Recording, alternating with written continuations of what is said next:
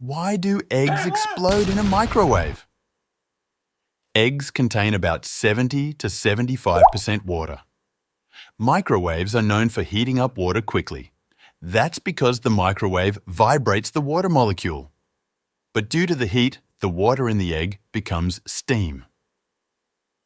As the amount of steam and heat goes higher, the molecules move extremely fast, creating a very high pressure inside the eggshell, creating the massive explosion or mess inside the microwave. Subscribe for more.